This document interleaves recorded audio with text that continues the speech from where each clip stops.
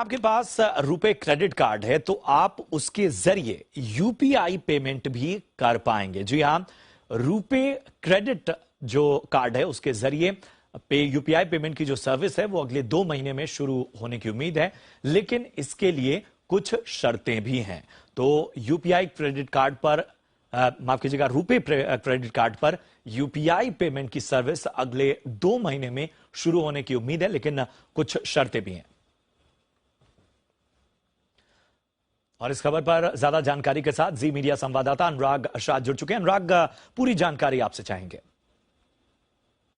देखिए, digital payments के अंदर यूपीआई ने तमाम रिकॉर्ड तोड़ दिए हैं और देश के अंदर छोटे से छोटे पेमेंट के लिए भी यूपीआई का इस्तेमाल होता है और यूपीआई का चलन जो है देश के अंदर काफी तेजी से बढ़ा है।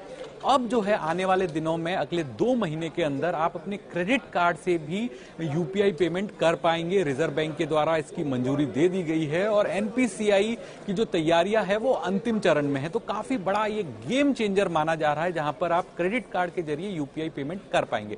अभी तक जो डेबिट कार्ड के जरिए यूपीआई पेमेंट होता था, वहां पर आप एक व्यक्ति से दूसरे व्यक्ति को पैसा ट्रांसफर कर पाते थे, दुकानदार का क्यूआर कोड स्कैन करके भुगतान कर पाते थे, लेकिन जो क्रेडिट कार्ड का यूपीआई होगा वहां पर केवल P2M भुगतान ही मंजूर होगा, यानी पेमेंट टू मर्चेंट। जो मर्चेंट है वहां पर उसके क्यूआर कोड को स्कैन करने के बाद ही आप क्रेडिट कार्ड से लिंक यूपीआई पेमेंट कर पाएंगे। तो ये जो नियम है वो रिजर्व बैंक के द्वारा बनाए गए हैं। इसके अलावा जो डेबिट कार्ड से यूपीआई पेमेंट होता था वहां पर मर्चेंट के ऊपर किसी भी तरह का एमडीआर चार्ज नहीं लगता था, वो पूरी तरह से मुफ्त था, पूरी तरह से फ्री था। लेकिन यूपीआई क्रेडिट कार्ड के जरिए जो पेमेंट किया जाएगा उस पे मर्चेंट को एमडीआर चार्ज देना पड़ेगा और ये एमडीआर चार्ज 2% तक हो सकता है और ये 2% को इश्यूअर बैंक, एक्वायरिंग बैंक के अंदर डिवाइड किया जाएगा, क्योंकि यूपीआई क्रेडिट कार्ड पेमेंट में एमडीआर चार्ज लगाना इसलिए भी जरूरी है क्योंकि यहाँ पर